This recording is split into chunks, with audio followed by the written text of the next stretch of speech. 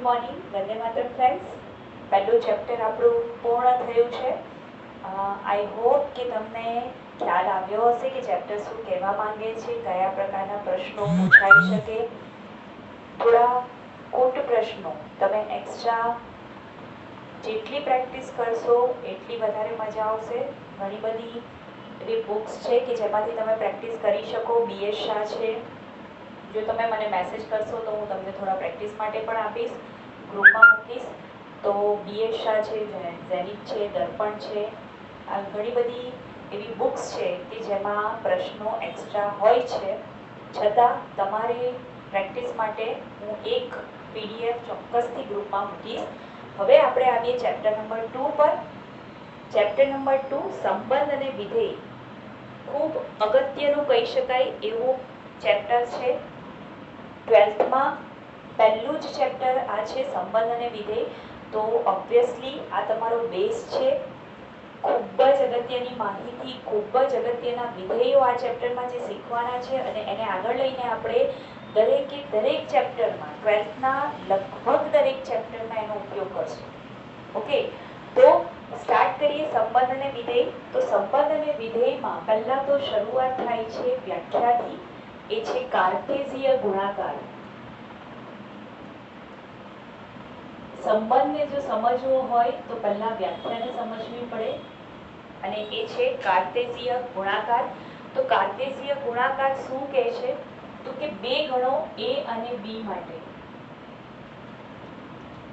બે ગણો A અને B માટે કાર્ટેશીય ગુણાકાર.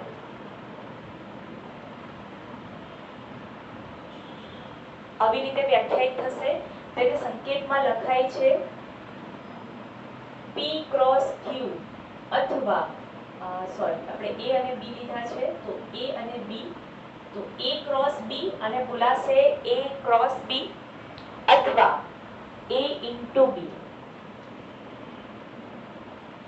બે ગણો A અને B માટે કાર્ટેશીય ગુણાકાર A ક્રોસ B અથવા A ઇન્ટુ B કેવી રીતે વ્યાખ્યાયિત થાય છે? તો કે A cross B equal to આપણે ક્રમયુક્ત જોડ સ્વરૂપે લખવાનું છે AB, કે જ્યાં પ્રથમ સભ્ય પ્રથમ ગણમાંથી અને બીજો સભ્ય બીજા ગણમાંથી જ કમ્પલસરી લેવાનો છે. A ક્રોસ B નો મતલબ થાય છે તમારી ક્રમયુક્ત જોડ. ક્રમયુક્ત જોડ AB કે જ્યાં A તમારો હશે ગણ A માંથી અને B હશે તમારો ગણ B માંથી. એટલે કે તમારે એને ક્રમયુક્ત જોડ તરીકે જ મિત્રો ક્રમયુક્ત જોડ તરીકે જ વ્યાખ્યાયિત કરવાનો છે. ક્રમયુક્ત જોડ એટલે બીજું કશું નથી, પણ તમે જે દ્વિયામાક્ષ પદ્ધતિ X અને Y પ્લેનમાં તમે જે બિંદુઓનું નિરૂપણ કરો છો એ જ છે, બીજું કશું જ નથી. બિંદુઓનું નિરૂપણ સપોઝ મારે અહીંયા કરવું હોય તો હું કેવી રીતે કરી શકું? તો કે આવી રીતે કરાય A into B. A B કોઈ પણ એક બિંદુ છે તમારું, સપોઝ 1 2 લઈ લઈએ. ઓકે, તો એ બિંદુ છે 1 2. હવે એક ઉદાહરણ આપું એટલે તમને વધુ ક્લિયર થશે. સપોઝ A બરાબર 1 2 છે અને B ઇક્વલ ટુ 3 4 5 છે. તો એકચ્યુઅલી કરવાનું શું છે? તો કે કરવાનું માત્ર એટલું જ છે કે A ના ઘટકોને અહીંયા લખી દો, B ના ઘટકોને અહીંયા લખી દો. આ તમારા બે બિંદુ છે 1 2 અને આ છે તમારું 3 4 5. ઓકે, તો ક્રમયુક્ત જોડ એટલે શું? તો કે મારે 1 ને 3 સાથે જોડવાનું છે, 1 ને મારે 4 સાથે જોડવાનું છે, 1 ને 5 સાથે જોડવાનું છે. તો એને કહી શકાય ક્રોસ પ્રોડક્ટ 1 3 1 4 1 5. તે જ રીતે 2 ને પણ હું 3 4 અને 5 સાથે ક્રમશઃ જોડું છું. 2 3 2 4 2 5. જોજો, આપણે જે ગણ સિદ્ધાંતમાં જોયું તે, જ્યાં આપણે ઉપગણ લખતા હતા તે વસ્તુ અને અહીંયા એક મુખ્ય તફાવત જોવા મળે છે. કયો મુખ્ય તફાવત?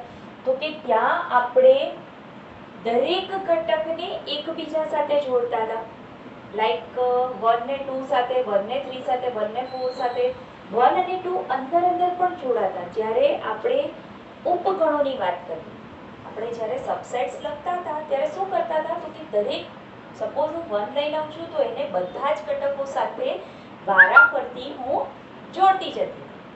તો અહીંયા શું થાય છે તો કે અહીંયા પહેલા ગણના ઘટકને મારે લખી દેવાના છે. એ હંમેશા પહેલા સ્થાને જ આવશે, એ બીજા સ્થાને ક્યારેય આવશે નહીં. આનો હું મતલબ તમને સમજાવું છું. આ તમારી મેથેમેટિકલ ડેફિનેશન છે, ગાણિતિક વ્યાખ્યા છે. ક્રમયુક્ત જોડનો મતલબ શું થાય છે તો કે એક્સયામ જે છે તમારો, એને તમારે પહેલા ગણના સભ્યોથી જ ભરવાનો છે. આ સિમ્પલ વાત, બરાબર? કે પહેલા સ્થાને કોણ આવશે તો કે ક્રોસ પ્રોડક્ટમાં જે પહેલું હશે એ. Okay, clear? ચલો ફાઇન. અને બીજા સ્થાને કોણ આવશે તો કે બીજા જે ગણ હશે એના ઘટકો.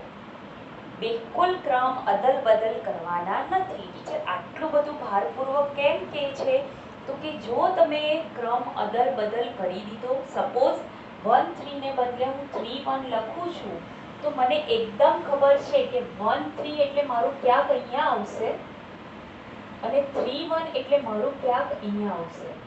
એક્ઝામ્પલ 3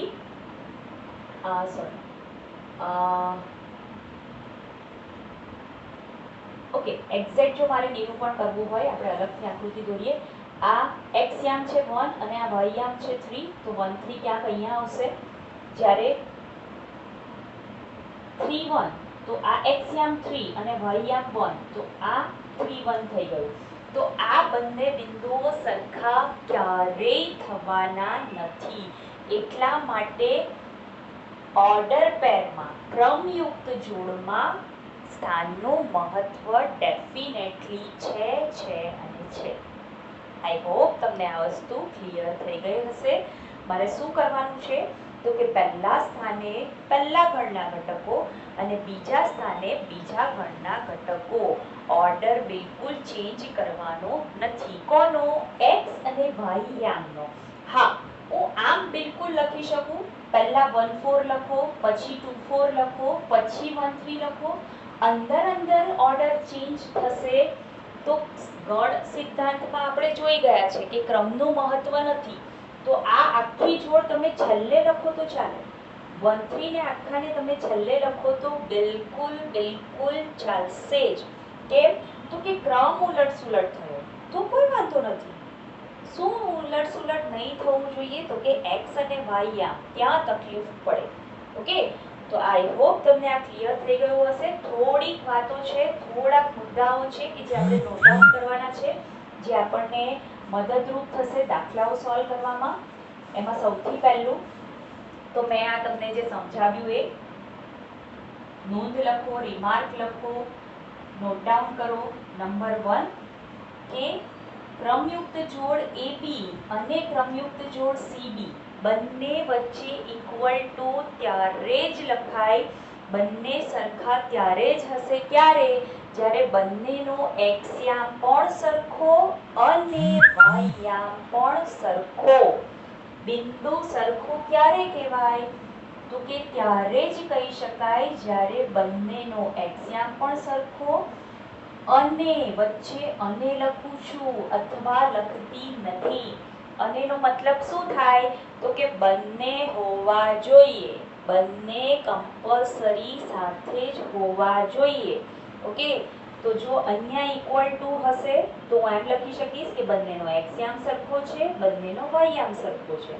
અને જો આ આપ્યો હશે તો હું એમ પણ લખી શકીશ કે ક્રમયુક્ત જોડ સમાન છે.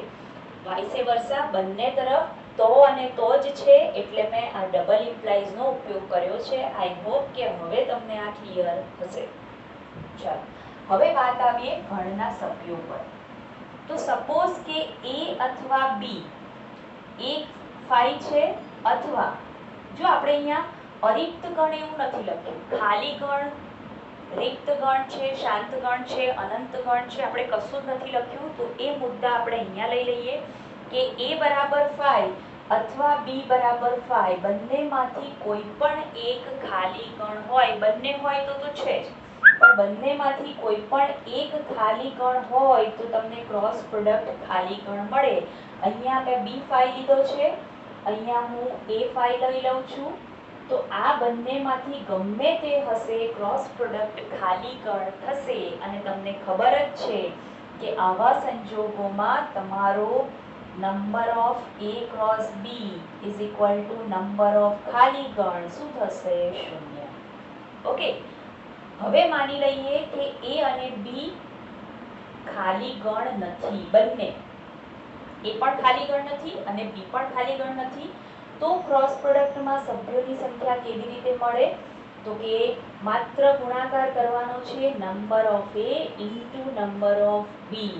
ગણ એ ના સભ્યોની સંખ્યા ગુણ્યા ગણ બી ના સભ્યોની સંખ્યા. લાઈક અહીંયા શું થશે? તો કે નંબર ઓફ એ બરાબર 2, અહીંયા શું થશે? નંબર ઓફ બી બરાબર 3. તો એ ક્રોસ બી માં કેટલા ઘટકો છે જોઈ શકો તમે. 1 2 3 4 5 6. જો 2 ગુણ્યા 3 6. તો અહીંયા લખી શકાય કે this implies number of a cross b equal to 2 into 3. 2 ગુણ્યા 3 એટલે 6. ઓકે, તો શું કરવાનું છે? તો કે 2 ઘટકો હોય તો પણ આ જ રીતે. સપોઝ 3 ઘટકો છે તો પણ તમારે સીધો ગુણાકાર કરવાનો છે નંબર ઓફ એ ગુણ્યા નંબર ઓફ બી ગુણ્યા number of C. Simple. Okay, n ઘટકો હશે તો પણ આ જ મેથડ શું કરવાનું છે? તો કે બધા ઘટકોની સંખ્યા જે છે એને ગુણતા જાઓ ગુણતા જાઓ ગુણતા જાઓ. તમને ક્રોસ પ્રોડક્ટમાં કેટલા ઘટકો છે એ મળતા જશે. ઓકે, ક્યારેક આવું જો થાય એ ક્રોસ એ નો એ સાથે ગુણાકાર તો શું થશે? તો કે number of A into number of A. તો આને હું number of A square whole square કહી શકું. સપોઝ મારે a ક્રોસ a શોધવાનું છે તો નંબર ઓફ a ગુણ્યા નંબર ઓફ a એટલે 2 ગુણ્યા 2. તો તમે એને 2 નો વર્ગ કહી શકો. એ જ રીતે 3 વખત હોય તો નંબર ઓફ a ક્યુબ. અને એ જ રીતે n વખત હોય a ક્રોસ a કેટલી વખત છે? n વખત. તમે એને પાવરમાં પણ લખી શકો કે a raise to n. n વખત ગુણાકાર છે તો તમારો જવાબ શું આવશે?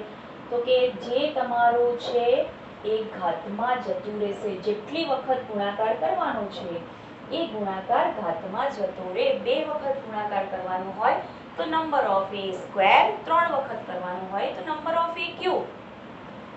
એ જ રીતે જ મારે n વખત કરવાનો હશે તો number of A whole raise to n. આ ટેક્સ્ટ બુકમાં નથી આપ્યું, ફક્ત તમારી જાણકારી માટે. ઓકે, આપણે પહેલા 5 લીધું, પછી આપણે જેની પાસે શાંત ઘટકો એટલે કે મને સભ્યોની સંખ્યા એક્ઝેક્ટલી ખબર છે એવા ઘટકો લીધા. હવે સપોઝ કે મને સભ્ય સંખ્યા ખબર નથી એટલે કે જો a અથવા b માંથી કોઈ પણ એક ગણ અનંત ગણ હોય, બંનેમાંથી કોઈ પણ એક અનંત ગણ હોય તો એની મિત્રો અસર શું થશે? તો a ક્રોસ b પણ અનંત ગણ થશે. ખ્યાલ આવે છે તમને? જો મેં કયા ઓર્ડરમાં લીધું, ટેક્સ્ટ બુકમાં બધું ગમે તેમ આપ્યું છે. ટીચરે શું કર્યું? તો કે ટીચરે એક કામ કર્યું, તમને ઓર્ડરમાં સેટ કરી આપ્યા. પહેલા આપણે વ્યાખ્યા ભણ્યા હતા ખાલી ગણની, પછી આપણે વ્યાખ્યા ભણ્યા હતા શાંત ગણની અને પછી આપણે વ્યાખ્યા ભણ્યા હતા અનંત ગણની. તો ટીચરે તમને એ ઓર્ડરમાં અરેન્જ કરીને આપી દીધું. ઓકે, યાદ રાખવાની કોઈ જરૂર નથી, બસ આ ખાલી યાદ હોવું જોઈએ. That's it. ઓકે, એની તો આપણે પ્રેક્ટિસ કરશું એટલે તમને યાદ રહી જ જશે. તો આ થોડીક નોંધ જે તમારે ધ્યાનમાં રાખવાની હતી. કોઈ પણ ડાઉટ હોય, કંઈ પણ પૂછવાનું હોય, કંઈ પણ ના સમજ પડતી હોય તો તમે મને ગમે ત્યારે ફોન કરી શકો અથવા મેસેજ પણ કરી શકો. ચોક્કસથી રિપ્લાય મળશે.